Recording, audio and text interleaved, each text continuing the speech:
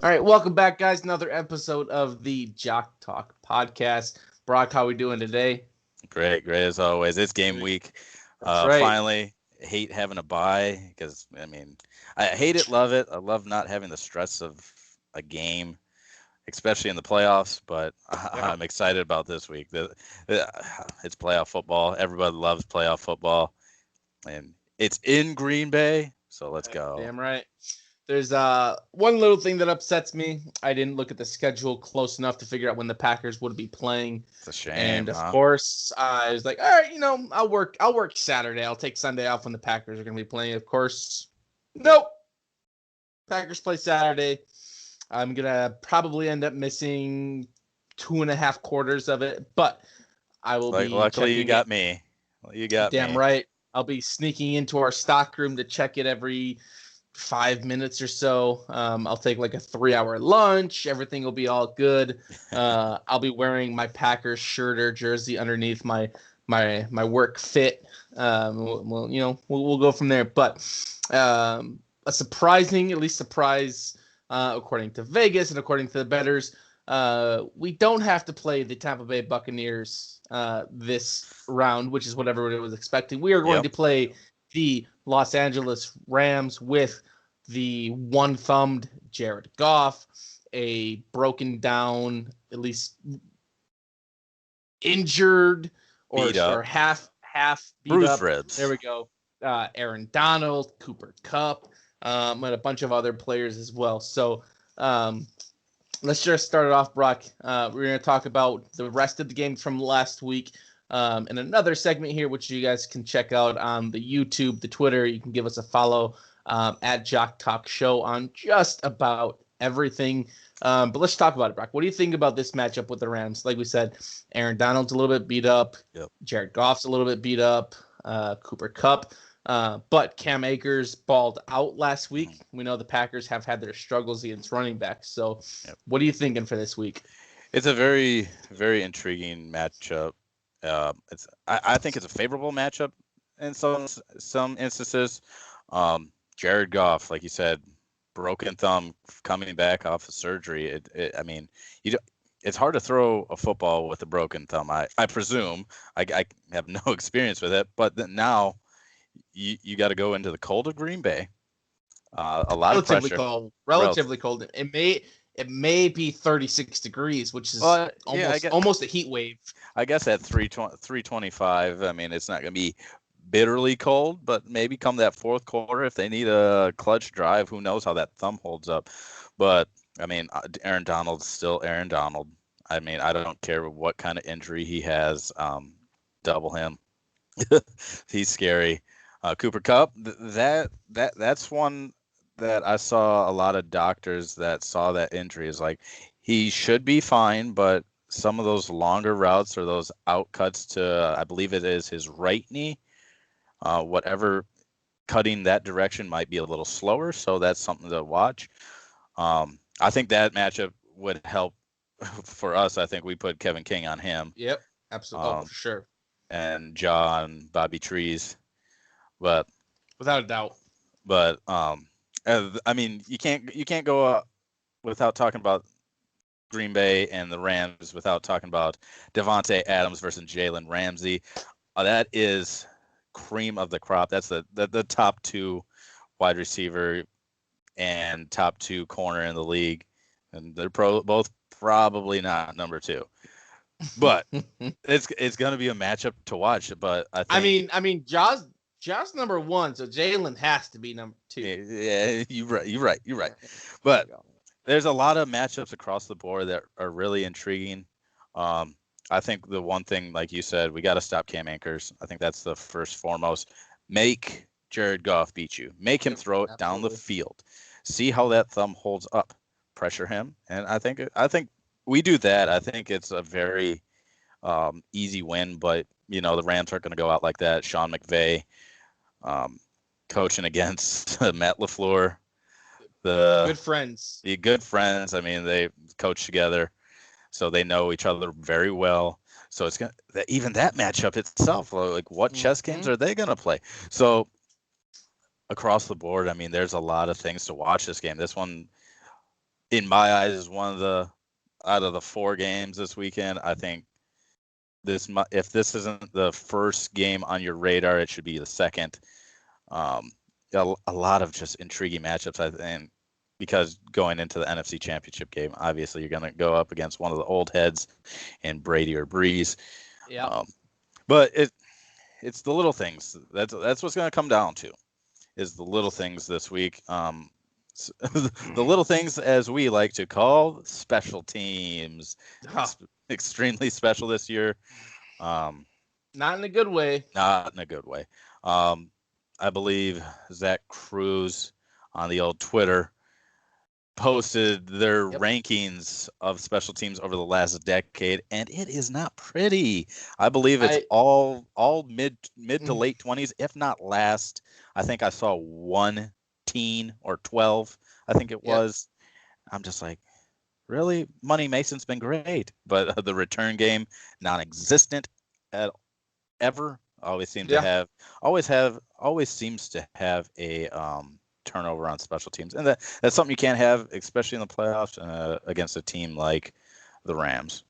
Yeah, there was another post to go along with that was showing the special team rankings of like the past, I don't know, 5 Super Bowl winners, and every team who had won the Super Bowl in the past 5 years was in the top 5 of special team rankings. And the Packers, you think about it from the outside, like they're not bad at special teams. Like Money Mason has missed a couple of extra points recently. Other than that, he's been, money on field goals. The return game is non-existent, mostly because they just don't return them. They just don't return them. There was one where they fumbled it on the kickoff and the guy was cut the next week, and Tavon was signed like 2 weeks later. And then he fumbled. So I think they need to have some kind of big play, whether it's on defense or special teams, or they need to have someone step up on offense outside of the big 3 in Aaron Jones, Aaron Rodgers, and Devontae Adams. I know just listening to some sports talk radio in the area and on Sirius XM, there's a lot of people who are not necessarily expecting, but are predicting MVS to have a bigger game than Devontae Adams because of the big playability, the matchup and the big playability. I think that if MVS has a better game than Devontae, what do you think, Brock? Is that mean if I told you that MVS had a much better game than Devontae, do you take that as the Packers are winning because they're having secondary guys step up, or you take that as they're probably going to lose because their main weapons aren't doing anything and they have to rely on secondary guys? If I had to really guess, I'd say they're winning because they're still scoring touchdowns, because you still got to take that matchup into consideration with Jalen Ramsey. I mean, he like I said, he's a top tier corner. Even Devontae says it. I mean, he is. He's recognized as that. So if we're still scoring touchdowns with, say, MVS or Big Bobby or a run game or anything, I think if Devontae has 4 catches for 40 yards and we win, does anybody really care? As long as somebody else steps up, it could be MVS. Why not, like, say, Malik Taylor gets a touchdown? You never know, because Aaron can spread the ball out. Yeah, big dog. I mean, Aaron spreads out the ball. He even though Devontae is his number one, clearly, he does spread the love, especially in the red zone. Big plays. He doesn't care. Like, yes, he'll dink and dunk to Devontae and let Devontae do more of the work, or beat you over the top. I mean, you do anything with Devontae, but you keep him honest with MVS over the top at least once or twice. We saw it in the Bears game. 1 drop, 1 touchdown. Should have had 2. Should have had 2. So that just keeps them honest. They bite on that. That opens up everything underneath for Devontae, for Lazard, for Bobby. I mean, for everything. I mean, one of my keys to the game, I think it's huge, is run game. We have to develop a run game. Rams have been, I believe, the top 3 run defense this season. They had a off game last week, giving up, I believe, over just about 5 yards a carry to the Seattle running backs. And Seattle, they're not really known as that beat you on the run team. So for them this year, at least they weren't. No, not this year. But so to have them put up over 100 yards rushing on that defense could be promising, could be something to watch for this week. I mean, I think we should easily run that trio of running backs at him. Give AJ Dillon. I think he deserves some run. I mean, Give him 4 or 5 carries, not one. Give him 4 or 5. Just get him. I think it's time to see him in the red zone. I think Green Bay Packers fans have said it for weeks. It's 3rd and goal from the 2. We're out of the shotgun.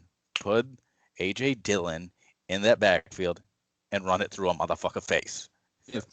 So my key to the game, you kind of hit on it a little bit, and obviously with the run game, you can't have a run game without the big nasties up front, the offensive line. If you watched especially the second half of the Rams-Seahawks game, even after Aaron Donald went out, Russell Wilson didn't really stand a chance on a lot of his dropbacks.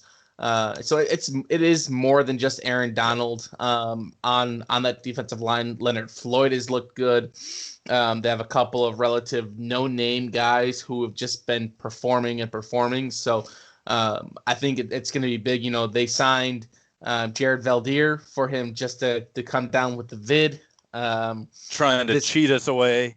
Yeah, so whether the Packers were so worried about their line that they needed to sign a offensive tackle, or if it was insurance policy in case Rick Wagner or Billy Turner struggled, whatever it is, I think Elton Jenkins and Corey Linsley, they're gonna have their hands full in the middle, and I think if those two perform up to their all-pro capabilities, Corey Linsley Elton Jenkins was a snub.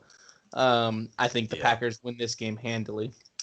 So I think that's one of the biggest matchups. I mean, like I said, talking about Devontae versus Jalen, it's Leonard Floyd against whoever we put at left tackle this week. That's the big one. You got to protect Aaron Rodgers' backside, as you should, blind side, and just contain Aaron Donald. Like, he's gonna get his. I mean, he's a man among boys. Most underrated player in the NFL, according to yours truly. I think he's fairly rated as a 99 overall. Should be 102 overall. He's if the most incredible defensive lineman I think we've ever seen. He is of our lifetime. The Lawrence. Our lifetime, as in, our adult lifetime. We were probably born 2000s. Let's say 2000s. He is the greatest defensive football player of our lifetime. Yes. I'm going that far. You could come out and say, Darrelle Revis had a more dominant stretch of 2 or 3 years, but Aaron Donald is the greatest defensive football player of my adult life. Yeah. So I saw these stats earlier. Last year and this year, stat-wise combined, or not combined, but head-to-head stat-wise, Zadarius Smith has had the same seasons as Aaron Donald has the last 2 seasons. So it's very, like, they play different positions, but it's something to, like, kind of, you got to tip your hat to Z for a little bit. Aaron, yes, he is a great Pro Bowl caliber player, all-pro caliber. Aaron Donald, he plays double, the interior, if not triple team, and he's an interior defensive lineman. So you're getting hit no matter what, because Zadarius comes on block sometimes because they let him takes go. Advantage of it. You can't blame a guy for not getting blocked. Like, oh, Zadarius did this because he didn't get blocked. Took advantage of it. Yeah, fuck yourself. Trying to blame him for bad blocking. No, but just to put those two names and look at the stats side by side, it's promising for Green Bay because, I mean, yes, I think we've seen Zadarius disappear, but we have seen Zadarius be a menace, and that's game changer. Exactly. You got any key players? I mean, you said the big uglies. Who's the rest of your key players this week? Outside of the two, I'm gonna go into my player stats. That'll give you my key players, and I'll finish out with my prediction. I'll let you get a turn. The Smith brothers combine for 2.5 sacks at least. Okay. Bobby T, 60 yards and a touchdown. Like it. Devontae, I think it's a mediocre yardage game for him. 80 yards. He's finding the end zone twice. They're crowning him twice. Okay. And then we're gonna finish off Aaron Rodgers. Again, relatively mediocre passing stats, yardage wise, but 275 and 3 touchdowns. What does that lead to? That leads to a Packers 35-17 win. How did I come up with that score? I was in the greatest gas station of all time, Quick Trip today, twice, because once I needed food, the second time I needed gas. Quick Trip employees, oh, what do you think of the game? Me wearing my Jair Alexander jersey, 35-17, right off the top of the noggin, and I'm sticking with it. Next time I go into Quick Trip, they're gonna give me free glazers or something. Everybody loves a good glazer. Oh, everybody does. And if you don't, who's the key player though? Like, if you had to pick one player that you need to step up this week, who you got? Kevin King.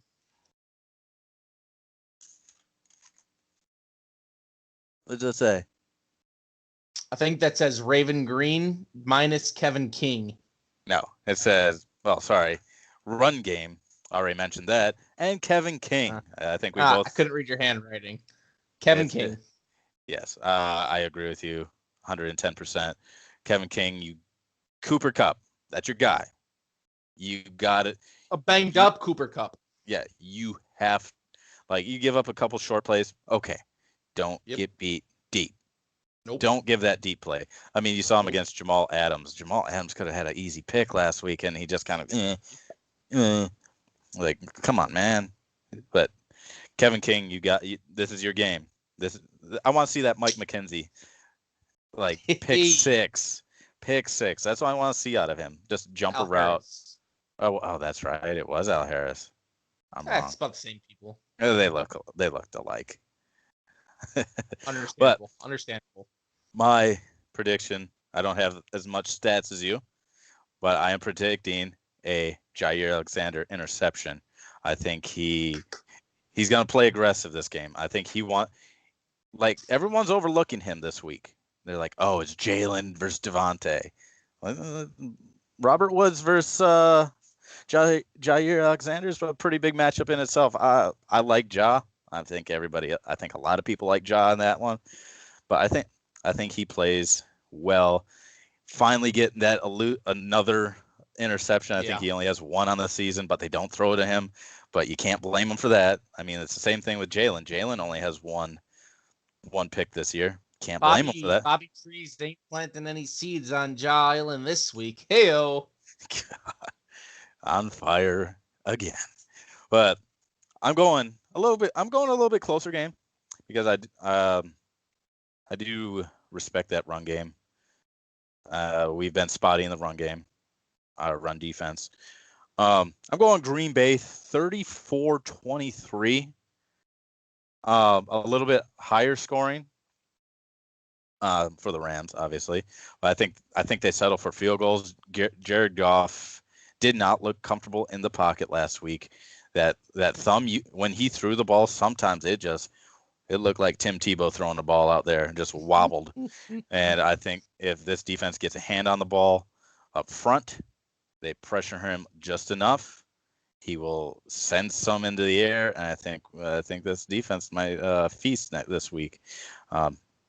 You're calling 2 picks? 3 picks? 4 picks? You can read that. I can't read your handwriting. It says Pittsburgh, Pennsylvania. Defense. D, 2 interceptions. Forgot about that one. Yeah, well, I'll say it. 2 interceptions from the defense. Who's getting the second one? Savage or Amos? Ja and Smash. Smash. Okay. I'm gonna go. Nah. Ja and Kenny Clark. No, I'm Oh, sticking. how would that be? Just like shades of Kenny BJ Clark's gonna Raji. go in and do the freezer in the end zone. Yeah, Yeah. yes, sir. I'm gonna go. Let's go Kirksey. Just a little. Chandon Sullivan. Nah, I'm going Kirksey. I think there's gonna be a batted ball at the line, or one of those. They hit Jared Goff's hand. It's Chris broke. Barnes. I was thinking that one. I was like, nah. Or Kamal Martin. He hasn't been playing that much recently. I want a linebacker to get it. I want Kirksey to get it. I believe, is this his first playoffs? I think so. He was on the Browns for forever, and God knows they haven't made it in 18 years except before. So let's give it to Kirksey. I'll give Christian Kirksey a INT off a batted ball by. We're gonna go Dean. Dean Lowry's gonna bat it up. Deaner. But I also think we need Snacks in there more. He played a very good game against the Bears, in limited time, obviously, but he was very key on third downs, especially third down runs. So that's going to be a big one. I think Snacks just fills the middle, and he's playing with a chip on his shoulder, and you love to see it. So Green Bay, 34-23. We're alive for one more week, and you know what? I think maybe the NFL wants to see Brady versus Rodgers. To go to the Super Bowl. Save that for the next segment. Maybe they want to see it, or they want to see Breeze go out on top. I don't know. We'll see. But as always, you guys can follow us on Facebook at Jock Talk Show, on Twitter at Jock Talk Show. Go follow us on the YouTube machine, Instagram, TikToks, wherever you follow your sports information. We are there. And as always, Brock, we'll see if we can time this one up right. You know how we end the shows. We always end it with a Go Pack. Oh, my God. It sounds good. That's all that matters. All right. Go Pack, go. See you guys.